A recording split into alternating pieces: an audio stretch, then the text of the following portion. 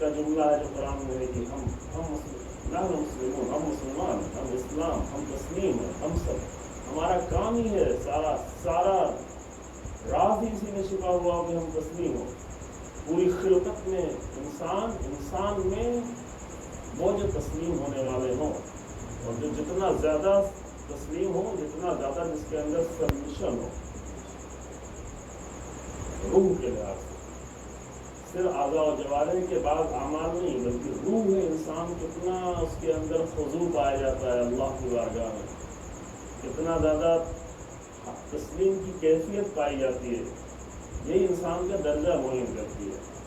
قرآن کی ایک آیت ہے تو جلدی سے پڑھ کے آگے بڑھ جاؤں. قرآن کہتا ہے کہ یوم لا ينفع مال ولا بنون الا من اتى اللہ بقلب سلیم. قیامت کے دن وہ ہوگا کہ جب کچھ بھی فائدہ نہیں پہنچائے گا، نمونے کے طور پر کہ نہ مال فائدہ پہنچائے گا، نہ اولاد فائدہ پہنچائے گا. لا ينفع، نفع کوئی بھی نفع نہیں، کسی چیز کو کوئی نفع نہیں ہوگا. کیا چیز بچائے گی انسان کو، کیا چیز فائدہ پہنچائے گی؟ الا من اتى اللہ بقلب سلیم، صرف وہ کہ جو اللہ کی بارگاہ میں اپنی سبمیشن والی روح اور قلب کے ساتھ حاضر ہے. بس وہی ہے، یعنی جتنا زیادہ حالت تسلیم ہے اتنا ہی زیادہ انسان کے پاس ہے ہی نہیں کچھ. ایک مجلس ابھی چند منٹ پہلے پڑھ رہے تھے، وہاں پہ ایک مطلب عرض کیا گیا تھا کہ اس مطلب کو پورا نہیں دہراتے، لیکن یہ بات آ رہی بات کر رہے کہ اصل انسان جتنا کچھ بھی انسان کے پاس ہے سب کچھ چھوڑ دینے والا. عام طور سے کہا جاتا ہے کہ مال چھوٹ جائے گا، دولت چھوٹ جائے گی، گھر چھوٹ جائے گا، اولاد چھوٹ جائے گی، بیوی چھوٹ جائیں گے، بچے چھوٹ جائیں گے. یہ سب تو بعد میں آئے ہیں. نہیں، جس کو انسان خود سب کچھ سمجھتا ہے یہ اپنا جسم بھی چھوٹ جائے گا. یہ بھی نہیں، یہ ہاتھ، یہ پیر، یہ زبان، یہ دل، یہ سب کچھ چھوٹ جائے گا. بچے گی کیا؟ یہ سب کچھ چھوٹ جانے ہی کے لیے ہے. یہ کچھ رہنے کے لیے ہے ہی نہیں. رہنے کے لیے کیا چیز ہے؟ فقط دو چیز ہے جس کو قرآن نے تقریباً 72 یا 73 آیتوں میں بیان کیا ہے ایک ساتھ، ورنہ اور بھی بیان کیا اس سے زیادہ آیتوں میں، 100 سے زیادہ آیتوں میں. اس پر ہمارا پورا اشرا بھی چل رہا تھا، وہ وہی جملہ کہہ کے آگے بڑھتے ہیں. صرف دو چیز ہے یہ جو انسان کی قریبی ترین چیز، جس کے لیے جس کو سمجھتے ہی ہے کہ یہی میں ہوں، میں یہی ہوں، میرا جسم ہی سب کچھ ہے. البتہ دھوکہ کھایا ہوا ہے کیونکہ وہ خود ہی کہہ رہا ہے میرا جسم یعنی تو کچھ اور ہے، تیرا جسم کچھ اور ہے. میرا ہاتھ یعنی میرا ہے، میں نہیں ہوں. جو میرا ہے وہ میں نہیں ہوں. جیسے میرا گھر، تو میں گھر تو نہیں ہوں نا. جو چیز میری ہے وہ میں نہیں ہوں. تو جہاں جہاں میرا، میری، میرے آئے گا وہ کچھ بھی میں نہیں ہوں. میرا کپڑا، میرا مکان، میری دولت، میرا گھر، میرے بیٹے، میری بیوی، میرے بچے، یہ سب میرا ہے. تو جب میرا ہے تو میں نہیں ہوں، میں کچھ اور ہوں. لیکن اتنا بھی انسان سمجھ لیتا ہے، لیکن جو اپنے جسم کو دیکھتا ہے سمجھتا ہے یہی میں ہوں. یہ بیچارہ، یہ اس کو کب سمجھ میں آئے گا؟ حدیث میں جملہ انسان سو رہا ہے، غفلت میں پڑا ہوا، جب مرے گا تو متوجہ ہوگا کہ نہیں میں یہ نہیں تھا، میں تو چھوڑ گیا، یہ میں نہیں. جس کو کھلایا مزے کرائے، سب کچھ چھوڑ دیا اس کے لیے، دین، ایمان، یہ تو میں تھا ہی نہیں. یہ تو ایک لمحے میں سارا سب کچھ چھوڑ گیا. ایک لمحے کے اندر جس کو میں نے اپنا سب سے قریبی سمجھا تھا وہ ایک لمحے میں چھوڑ گیا، اور بالکل چھوڑ گیا.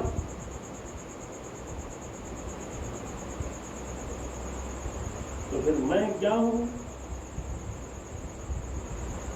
اور میں کے طور پر باقی کیا رہے گا؟ میں یعنی روح ہے انسان. لیکن روح انسان میں کیا چیز ہے جو باقی رہنے والی؟ وہ فقط دو چیزیں ہیں جو باقی رہتی ہیں. ایک انسان کا ایمان، دوسرے انسان کا عمل. فقط دو، اور کچھ بھی نہیں باقی. یہ دو ہی چیز ہے جو انسان کے روح پر اثر ڈالتی ہے، اور روح باقی رہنے والی ہے. روح میں صرف دو چیز رہنے والی ہے. یہی جو قرآن بار بار کہتا ہے کہ بھیجو، اپنے پہلے کے لیے انتظام کرو. کیا بھیجو؟ صرف دو چیز دے سکتے ہو، ایمان اور عمل. یہی مطلب ہے جو قرآن کی 72-73 آیتوں میں، 72-73 میں اس لیے کہتا ہوں کہ دوبارہ بیٹھنے کی اور یا گننے کی پھر موقع نہیں ملا. یہ تقریباً کچھ 14-15 سال پہلے ایک اظہار ثواب کی مجلس پڑھ رہا تھا قم میں، اور ایک بہت ہی ایک ایسے عالم کی اظہار ثواب کی مجلس تھی کہ جو ایمان میں بھی بہت ہی قوی انسان تھے اور عمل میں بھی بہت قوی تھے. جانتے ہیں آپ سبھی علامہ جوادی. تو ان کی برسی کی مجلس تھی، تو وہاں پر ہم نے بیٹھ کے شمار کیا. اس زمانے میں یہ نہیں آیا تھا، ایسے سافٹ ویئر یہ تھے لیکن مجھے نہیں معلوم کہ ہم لوگ کا ایسے اچھے موبائل اور وہ نہیں تھے، اسمارٹ موبائلس نہیں آئے تھے. تو بیٹھ کے پھر شمار کیا ایک ایک آیت کر کے، تو تقریباً جو مجھے یاد آ رہا ہے 72 یا 73 آیتیں نکلی تھی، جہاں پر ایک ساتھ یہ دونوں کلمہ آمنوا وعملوا الصالحات، آمنوا وعملوا الصالحات. کچھ آیتیں تو آپ کے ذہن میں ملا رہی ہیں اس مطلب کو، کیوں؟ اس لیے کہ کچھ بھی نہیں رہنے والا، صرف یہی دو چیزیں جو باقی ہے. انسان بھی جو بنے گا، جو یہاں بیٹھ کے ہم تصور نہیں کر سکتے، آخرت میں جو انسان نہ یہ جسم ہوگا تو یہ ساتھ چھوڑ گیا، یہ دوبارہ پھر پلٹ کے نہیں آئے گا. یہ پھر دوبارہ یہ جسم آخرت کا جسم ہے ہی نہیں، یہ مٹی والا جسم مٹی ہی کے لیے، عالم آخرت کے لیے ہے ہی نہیں. اب وہاں پہ اگر کوئی جسم دیا جائے گا، اس کو ہم سمجھنے کے لیے صرف جسم کہہ سکتے ہیں، ورنہ وہ جسم نہیں ہوگا، کچھ اور ہوگا. ہم اپنے آسان بنانے کے لیے یہ بات شاید عرض کی گئی ہے آپ کے ذہنوں میں کسی کے ہو، کہ ہم اس دنیا میں بیٹھ کر ویسے ہی آخرت کے عالم کو نہیں سمجھ سکتے جیسے ایک بچہ اپنی ماں کے شکم میں رہتے ہوئے اس دنیا کو نہیں سمجھ سکتے. دنیا کے ماں کے شکم کی محدود دنیا میں رہ کر اتنی عظیم وسیع دنیا کو بچہ کیسے سمجھے گا؟ تو ہم بھی بہت چھوٹی سے بھی دنیا میں آخرت، عالم آخرت کے مقابل جہاں بیٹھ کے ہم وہاں کے مسائل کو نہیں سمجھتے. مجھے تھوڑا بہت سمجھ میں آتا ہے، وہ جو حالات سے آگاہ ہیں انہوں نے ہمیں سمجھایا ہوا ہے، جن کی نگاہوں کے سامنے سب کچھ ہے، انہوں نے جتنا سمجھا دیا اتنی ہم کو سمجھ میں آتا ہے. تو وہاں پہ جو انسان کو جسم ملے گا، وہ جسم کس کی بنیاد پہ ملے گا؟ یہ ایک اہم مطلب ہے. اب چھڑ گیا ہے تو 2 منٹ میں بیان کر دوں، ضرورت نہیں تھی آشروں کی اتنا بیان نہیں کرنا تھا. وہاں پہ جو انسان بن کے اٹھے گا، جو بھی بن کے اٹھے گا، وہ کس بنیاد پہ اٹھے گا؟ کیا بنے گا؟ کیا چیز بنے گی؟ اور چیز تو کچھ باقی نہیں رہی. جو انسان کا ایمان اور عمل ہوگا اسی کی بنیاد پر انسان نیا بن کے اٹھے گا، رزق کے انسان اور آخرت کے. اسی اعتبار سے اگر چہرہ فرض کرنا ہے تو چہرہ، شکل، جسم، جو کچھ بھی ہے وہ اس کی بنیاد پر ہوگا. اس کو کہتے ہیں تجسم اعمال، مجسم ہو کے جب آئے گا. اعمال اس لیے کہتے ہیں کہ اعمال ایمان کا نتیجہ ہے. اگر اس میں سے کوئی ایک چیز کہی جائے تو دوسری جدا ہی نہیں ہو سکتی. یعنی کہا جائے ایمان تو عمل اس سے جدا ہی نہیں. یہ دھوکہ ہے انسان کے لیے، ہمارا ایمان کچھ اور ہے، عمل کچھ اور ہے، یہ ممکن ہی نہیں. انسان کا جسم حرکت میں آ کر عمل کرتا ہی وہی ہے کہ جو اس کے پیچھے ایمان ہوتا ہے. یا تو بیچارہ وہ خود کو دھوکہ دے رہا ہے کہ ہمارا ایمان ٹھیک ہے لیکن عمل چھوڑو، کچھ بھی عمل میں چلے گا. اگر یہ نادانی میں کہہ رہا ہے ایسا تو وہ بیچارہ خود کو دھوکہ دے رہا ہے. اور اگر وہ جان بوجھ کر ایسا کر رہا ہے تو پھر منافق ہے، وہ دوسروں کو دھوکہ دے رہا ہے کہ ایمان کچھ اور ہو، عمل کچھ اور ہو. کبھی خود کو دھوکہ دیتا ہے، کبھی دوسروں کو دھوکہ دیتا ہے. خود کو دھوکہ دے رہا ہے تو نادان ہے، بیوقوف ہے، احمق ہے. دوسروں کو دھوکہ دے رہا ہے تو منافق ہے، کیونکہ یہ دو چیزیں جدا ہی نہیں ہو سکتی. انسان کا عمل وہی ابھر کر سامنے آئے گا جو پیچھے سے ایمان ہوگا، زندگی کے ہر حالات میں، تمام حالات میں. اور جو عمل سامنے آ رہا ہوگا وہ کسی پیچھے کے ایمان کے نتیجے میں آ رہا ہوگا، اس کے سوا ممکن ہی نہیں ہے. تو یہی دونوں چیزیں مل کر انسان کو مجسم کریں گی. کہتے ہیں آخرت میں شفاعت ہوگی. شفاعت ہونے کے لیے لازم ہے کہ انسانی جسم میں کوئی اٹھے پہلے. ابھی ایک لمبی بحث میں نہیں چھڑنا چاہ رہا. اگر کسی کے ایمان اور کسی کے عمل نے اس کو حیوان بنا دیا ہے اسی دنیا میں، تو وہ باطل ایمان اور وہ باطل عمل اس کو آخرت میں بھی حیوان ہی بنا کے اٹھائے گا. تو جو حیوان بن کے اٹھے گا وہ کس سے شفاعت لینے جائے گا؟ یہ کوئی عجیب و غریب باتیں نہیں ہے. جو لوگ حقیقتوں کو دیکھتے ہیں وہ اسی دنیا میں انسان کی حقیقی شکلوں کو بھی دیکھ لیتے ہیں. روایتیں بہت ساری ہیں، آپ کی نظروں سے بھی گزری ہوں گی، سنتے بھی ہیں۔ مینا کے میدان میں امام سید سجاد نے سب اصلی شکل دکھا دی، دیکھو یہ ہے کون لوگ۔ قرآن کی آیتیں گواہ ہیں۔ قرآن کہتا ہے کہ بنی اسرائیل نے جب بندروں جیسے انداز اپنائے اور اپنے رہوروں کو پریشان کرنا شروع کیا، ان کی شکل ہی بدل دی بندر کی، کاموں پہ رہتا خاصین۔ اور شہید ثانی رحمۃ اللہ علیہ نے لغہ میں 12 جانوروں کا ذکر کیا ہے کہ ان 12 جانوروں کی شکل میں انسان تبدیل ہو چکے ہیں پہلے، یعنی جس قوم نے جس جانور کی شکل اپنائی اسی میں اللہ نے عذاب کے طور پہ تبدیل کر دی، اور وہ باقی نہیں ہے۔ کبھی کچھ لوگ کہتے ہیں بندر اسی نسل کے ہوں گے، نہ اس نسل کے نہیں، وہ تو اللہ عذاب کے طور پر، وہ قانون یہ ہے کہ صرف 3 دن کے لیے ہوتا ہے، 3 دن کے بعد موت ہو جاتی ہے۔ ابھی موت شاید اس لیے ہوتی ہے کہ ان کو انسان ہوتے ہوئے یہ احساس ہوتا ہے کہ میں بندر بن گیا۔ ان بندروں کو تو کچھ نہیں احساس ہے، وہ تو خوش ہیں، اپنی بندر ہونے میں بڑا خوش ہیں۔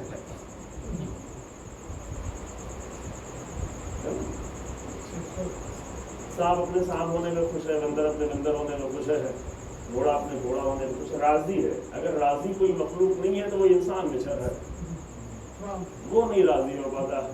یہ کیا ہے، یہ کیسا مکان، یہ کیسا گھر، یہ کیسا زمانہ، یہ کہاں پہ، کیسے، راضی نہیں۔ لیکن وہ جن کو عذاب کے طور پر دیا جاتا ہے، یہ تبدیل کیا ان کی حقیقی شکل میں، واقعی شکل میں جن کو عذاب کے طور پہ تبدیل کیا جاتا ہے، وہ صرف 3 دن کے اندر ان کو اتنا زیادہ احساس ہوتا ہے کہ ان کی موت ہو جاتی ہے، 3 دن کے بعد ختم ہو جاتی ہے۔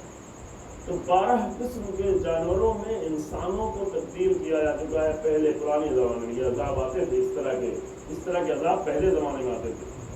یہ رسول اللہ کی بات یہ ہو کہ اس طرح کا عذاب اب نہیں آئے گا۔ وہ عذاب پہلے آتے تھے جب آگ برس جاتی تھی، پانی ابل جاتا تھا، پتھر گرتے تھے، پہاڑ آگے گرتے تھے۔ رسول اللہ کے بعد عذاب کا انداز بدل گیا، اس طرح کے عذاب نہیں ہے۔ اب دوسرا عذاب آتا ہے، کورونا کا عذاب آتا ہے، اب کوئی ظالم آ کر حاکم ہو جاتا ہے۔ عذاب تو ہے، انسان کا جیسا عمل ہوگا ویسا عذاب آئے گا دھیرے دھیرے، لیکن انداز بدلا ہوا ہے، ایڈوانس عذاب ہے، وہ ابتدائی عذاب ہے۔ لیکن اصل مسئلہ یہ ہے کہ شفاعت، اگر شفاعت کے صحیح مفہوم بھی ہمارے سامنے نہیں بیان کیا جاتا ہے، لیکن شفاعت کے لیے لازم ہے کوئی انسان اتنا عمل کم سے کم اس کا ہو کہ انسانی شکل میں اٹھ کر آئے۔ انسانی شکل میں ہو تو انسانوں کے پاس جائے گا شفاعت لینے کے لیے۔ اور شفاعت کے حقیقی مفہوم ہے کہ انسان ہے ہی وہی ہے، جو کچھ کیا ہو وہی بلکہ ہوگا کے سامنے آ گیا، جس کے ساتھ رہا ہے اسی کے ساتھ رہے گا۔ شفاعت کے معنی ساتھ رہنا ہے، شفاعت کے معنی ہی ہے ساتھ، شفاعت کے معنی پارٹی بازی نہیں ہے جو ہمارے ذہنوں میں یا آپ کہیں گے نہیں یہ ہمارے ہیں تو پاس کروں، اس کو تو ہم یہاں جرم سمجھتے ہیں، اس کو برا سمجھتے ہیں، اتنے برے کام کو وہاں آخرت میں ڈھونڈ رہے ہیں، یہ ہوگا یہ نہیں۔ یعنی جس انسان نے اس دنیا میں جس ایمان اور جس عمل جن قسم کے لوگوں کے ساتھ زندگی گزاری ہے، آخرت میں انہی کے ساتھ ہو جائے گا۔ یہی اصلی شفاعت، انہی کے ساتھ، جو شفا کے معنی ہی ساتھ ہو۔ وطر یعنی تنہا، یہ دونوں نے سنا ہوا ہے نا، وطر اور شفا، والشفع والوطر، وطر یعنی تنہا، شفع یعنی ساتھ۔ نماز وطر یعنی 1 رکعت نماز، نماز شفع یعنی 2 رکعت ملی ہوئی، شفاعت اسی سے بنا ہوا ہے، شفاعت یعنی ساتھ۔ تو جو اس دنیا میں اپنے ایمان و عمل کے اعتبار سے جس کے ساتھ رہا ہے، جسم کے اعتبار سے نہیں، جسم کا ساتھ جدا ہو جائے گا، جو صرف جسمانی اعتبار سے ساتھ رہا ہے اور ایمان و عمل کے لحاظ سے ساتھ نہیں رہا ہے، تو اس کے لیے قرآن کہتا ہے یوم یفر المرء من اخیہ وصاحبتہ وبنیہ، لوگ فرار کریں گے، اپنے بھائی سے فرار کریں گے، اپنی بیوی سے فرار کریں گے، اپنے شوہر سے فرار کریں گے، اپنے بچوں سے فرار کریں گے، اپنی ماں سے فرار کرے گا۔ انسان جو ایمان و عمل میں ساتھ نہیں رہا ہے فرار کرے گا، قرآن کہہ رہا ہے فرار کرے گا۔ اور جو ساتھ میں رہا ہے اس کے لیے قرآن کہتا ہے کہ ومن ثقلت موازینہ، جس کا میزان عمل بھاری ہوگا، فرجع الی اہلہ مسرورا، وہ اپنے اہل و عیال کی طرف خوشی خوشی بڑھ جائے گا۔ یہ ساتھ یہی، یہ ایمان و عمل ساتھ کرنے والا ہے۔ ایمان و عمل ہے جو آج 1400 سال گزر جانے کے بعد ہم کو حبیب کے مظاہر کے ساتھ کر سکتا ہے، زمانہ فاصلہ نہیں بن سکتا۔ گھڑ کے ساتھ کر سکتا ہے، سلمان و ابوذر کے ساتھ کر سکتا ہے. نہ زمانے فاصلہ بن سکتے ہیں، نہ مکان فاصلہ بن سکتا ہے ایمان و عمل کی بنیاد پر. جو بہت ہی ساتھ ہے، قریب ہے، ایمان و عمل کی بنیاد پر اتنا دور ہو سکتے ہیں کہ انسان دیکھنا نہیں چاہے گا، شک نہیں دیکھنا چاہیے، فرار کرے گا. یہی چیز باقی رہے. یہ ہے انسان، حضرت انسان. پھر انسانوں میں مومنین، معاف کیجیے میں کہاں سے کہاں چلا گیا آپ کے لیے. انسانوں میں مومنین، مومنوں میں سے، مومن بہت بڑا مقام. پھر مومنوں میں سے کچھ لوگ ہیں جو مرد، انہی مردوں کو ہم یاد کر رہے ہیں. مومنوں میں سے دائرہ بنائے، بہت بڑا دائرہ پوری کائنات کا، تمام خلقتوں کا. اس دائرے کے اندر ایک دوسرا دائرہ جاندار مخلوقات کا، پھر جاندار مخلوقات میں ایک دوسرا دائرہ انسانوں کا، پھر اس کے اندر اور چھوٹا سا دائرہ مومنین کا، پھر اس کے اندر اور چھوٹا سا ایک دائرہ بنے گا، وہ ہے مرد. یہ مرد ہیں جن کی قرآن آرزو کر رہا ہے. اور آپ پرسوں آپ کے سامنے یہ مرد جو ہے وہ جینڈر والے مرد نہیں ہیں، اور تو مرد یہ ہمارے والے نہیں، وہ صفت سے پہچانا جائے کہ جن کی آرزو کیا ہے. جن کی آرزو ہے کہ اللہ سے کیے ہوئے عہد کو پورا کرتے ہوئے اپنی جان دے دیں. یہ ہے کلچر. آج جو کچھ بھی شرف، انسانیت، دین، ایمان، جو کچھ بھی بچا ہوا نظر آ رہا ہے وہ ایسے مردوں کی وجہ سے بچا ہوا ہے، قرآنی مردوں کی وجہ سے، نہ کچھ بھی نہیں. انہوں نے ایسا کلچر دیا ہوا ہے کہ جس کی بنیاد پر سب کچھ بچا ہوا ہے. اب باقی لوگ تو تباہ کرنے میں لگے، باقی لوگ تو ضائع کر رہے ہیں. یہ ہے جو جہاد اور شہادت کا کلچر لے کے آئے، کوشش کر رہے ہیں، منتظر ہے کہ کب ہم اس راہ میں اپنی جان پیش کریں. یہ بہت معمولی انسان کو بہت ہی بلند مقام تک پہنچا دیتی ہے بات. ایک دوسری بات عرض کرتی تھی لیکن اس کا وقت نہیں رہ گیا. یہی چھوٹی چیزوں کو بہت بلند کر دیتی ہے جب وہ کسی بڑے مقصد پہ قربان ہونے کے لیے تیار ہو جائے. تو وہ جتنا بڑا مقصد ہوتا ہے اتنی بڑا یہ انسان ہو جاتا ہے. یہ چھوٹا سا انسان جس کو خاک کا بنا ہوا اپنے مقصد میں جا کے زندہ بھی ہو جاتا ہے. کربلا والے اسی لیے زندہ ہیں، ان کا مقصد بہت ہی عظیم، بہت بڑے مقصد، اور بہت بڑے مرد آئے جنہوں نے شب عاشور میں اپنے قرآنی مرد ہونے کے ثبوت دیا. جب حسین ابن علی نے کہا کہ جاؤ، چلے جاؤ، یہ میری جان کے در پہ ہیں، یہ مجھے قتل کرنا چاہتے ہیں، تم چلے جاؤ. لیکن یہ حقیقی شفاعت والے لوگ تھے کہ ہم آپ کے ساتھ ہیں تو آپ کا ساتھ نہیں چھوڑتے. یہ شفاعت، یہ ساتھ نہیں چھوڑے گی، آپ کو کہنا نہیں چھوڑے. ایک بار نہیں، 70 بار، 1000 بار مارا جائے، قتل کیا جائے، ٹکڑے ٹکڑے کیے جائیں، جسم کو جلا دیا جائے، خاک کو منتشر کر دیا جائے، یہ سب کچھ ہو جائے، لیکن یہ شفاعت، یہ ساتھ، چھوٹے والا اب آپ کو نہیں چھوڑیں گے. یہ نہیں کہ بلفضل عباس نہیں چھوڑیں گے، نہیں، جون بھی نہیں چھوڑیں گے، ناصر ابن ہلال بھی نہیں چھوڑیں گے. اور اس شب عاشور میں بہت انسانوں کو بلند کیا گیا. حسین ابن علی کے اس سوال نے، اس اختیار نے، امام نے جو یہ اختیار دیا ہے، اس اختیار نے ان کے مقام کو بہت بلند کر دیا. ورنہ بعد میں شاید ہم بھی سوچ رہے ہوتے کہ تو آ گئے تھے تو مجبوراً امام کے اوپر جان قربان کر دی. نہیں، شاید اصحاب حسین ابن علی کو پہچان ہی نہیں پاتے. یہ حسین ابن علی نے قیامت تک پہچاننے کا بھی انتظام کر دیا کہ دیکھو میرے ساتھ وہ لوگ آئے ہوئے ہیں جو ہمیشہ کے لیے ساتھ، 10 دن کے لیے نہیں، عرش اعلیٰ کے لیے صرف نہیں، صرف مجلس کے لیے نہیں، یہ ساتھ ہے. صرف نعمتوں کے ساتھ نہیں ہیں، صرف دسترخوانوں کے ساتھ نہیں ہیں، صرف کوفے کے لہلہاتے ہوئے باپ کے لیے مجھے دعوت نہیں دے رہے ہیں، مقتل میں بھی ساتھ ہے، جان دینے کے لیے بھی ساتھ ہے، زخم اٹھانے کے لیے بھی ساتھ ہے، زیادہ ساتھ، اور بڑے شوق سے اکٹھا ہو کے کہہ رہے ہیں، حبیب نے بظاہر کے خیمے میں سب اکٹھا ہوئے ہیں کہ کل سے قربانی کا دن ہے، گھبرائے ہوئے نہیں ہے، پریشان نہیں ہے، گھبرائے ہوئے ذرا بھی بے چین نہیں ہے، ایسا ہے کہ جیسے بہت دن سے انتظار کر رہے ہوں، شوق اور احساس دلا رہے ہیں کہ دیکھو یہ بچے ہیں، یہ اہل بیت کے گھرانے کے بچے ہیں، ان تک کوئی تیر نہ جانے پائے، ہمارے ہوتے ہوئے خیموں تک، بیویوں تک کوئی تیر نہ جانے پائے، خیمے میں کوئی تیر نہ چبھنے پائے۔ اگر کوئی گھبرایا ہوا ہے تو خیمے میں بیٹھی ہوئی ایک بیوی گھبرائی ہوئی ہے، اور اس کی گھبراہٹ، اس کی پریشانی ایک تو یہ ہے کہ میرا بھیا اتنا تنہا کیوں ہے، جو آپ کے سامنے بیان کیا پہلے، دوسری گھبراہٹ یہ ہے کہ اتنے سخت وقت میں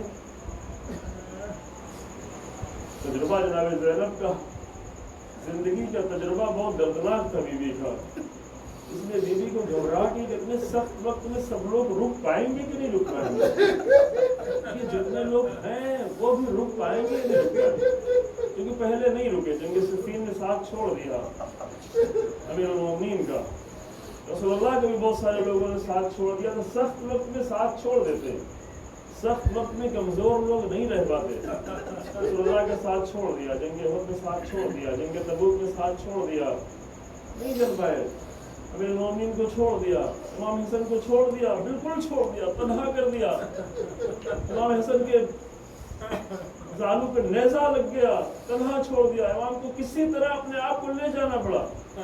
یہ تجربہ جناب زینب کا بہت ہی درد سے بھرا ہوا تجربہ، لہذا جناب زینب کو ایک بے چینی پریشان کر رہی ہے کہ اتنا سخت وقت اس سے پہلے کبھی بھی نہیں آیا تھا، تو اس سخت وقت میں کیا سب لوگ، میرا بھیا تو یوں ہی تنہا ہے، اگر یہاں پہ ساتھ چھوڑ کے چلے گئے تو میرا سارے لوگ تنہا، یہ بے چینی تھی زینب کی، یہی بے چینی سوال بن کے آ گئی، خیمے میں واپس پلٹے اور نافع ابن حلال خیمے کے باہر رہ گئے، امام خیمے میں داخل ہوئے، وہی بے چینی سوال بن کے ابھری، بیوی اپنے خیمے سے نکلی اور امام کے خیمے میں آئی اور ایک آواز دیتی ہے، بھیا یہ آپ نے اپنے اصحاب کو آزاد،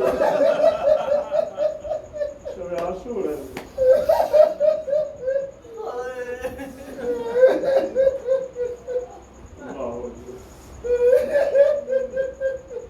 یہ زینب کی کم سے کم 24 سالہ درد تھا جو ابھی ابھر کر سامنے آ رہا ہے، میرے بھیا اپنے اصحاب کو آزما لیا، یہ آواز نافع ابن حلال کے کانوں سے ٹکرائی، چین ہو گئے، واپس آئے، اکٹھا کیا اصحاب کو، حبیب نے بظاہر کے پاس آئے، اے حبیب پتا ہے علی کی بیٹی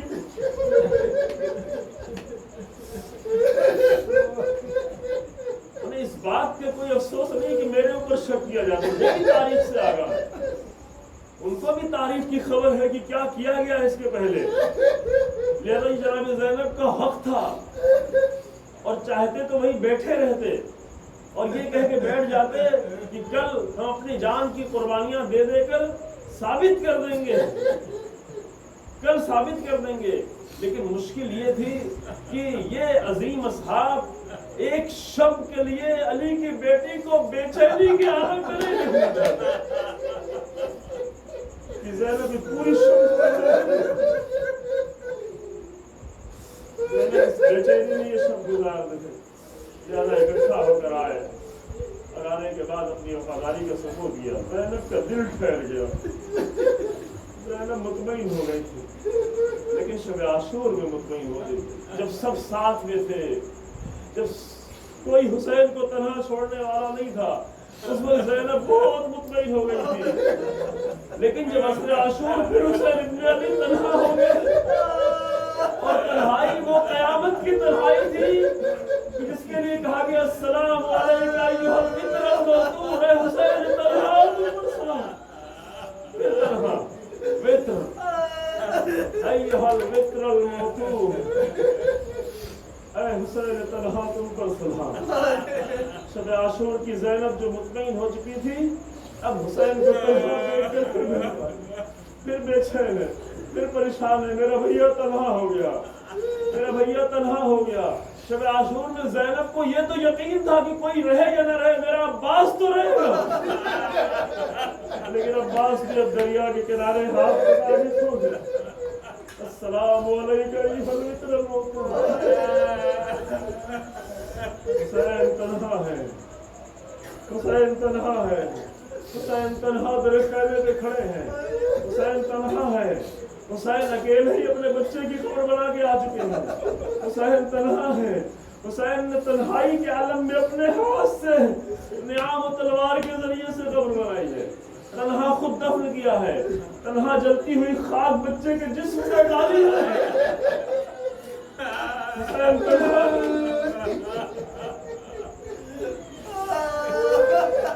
اور اس تنہائی کے عالم میں حسین ابن علی کی فکر ہے کہ بچے تنہا ہے، اب کوئی نہیں ہے، بیویاں ہیں، غرق عادہ ہے، وحشی ہے، یہ دہشت گرد لوگ ہیں، یہ ظالم ہیں، یہ خیمے جلانے والے ہیں، یہ بیویوں پہ حملے کرنے والے ہیں، یہ بچے کے گلے میں تیر مارنے والے ہیں. ان کے درمیان میں حسین تنہا چھوڑ کے کیسے جائے؟ لیکن جانا تھا. حسین ابن علی جا رہے ہیں. زینب حسرت بھری نگاہوں سے دیکھ رہی ہے. اے میرے بھیا مجھے مڑ مڑ کے دیکھنے جاؤ، اے بھیا اپنی شکل دکھاتے جاؤ، اے بھیا خدا حافظ. حسین گئے، زینب تنہا ہو گئی. ابھی حسین تنہا تھے، اب اس کے بعد زینب ہے جو سر کا سہارا ہے، زینب ہے جو تنہا ہے، زینب ہے جو سید سجاد کے سہارا ہے، زینب ہے جو بچوں کے سہارا ہے. جلیں گے زینب اکیلی ہوگی.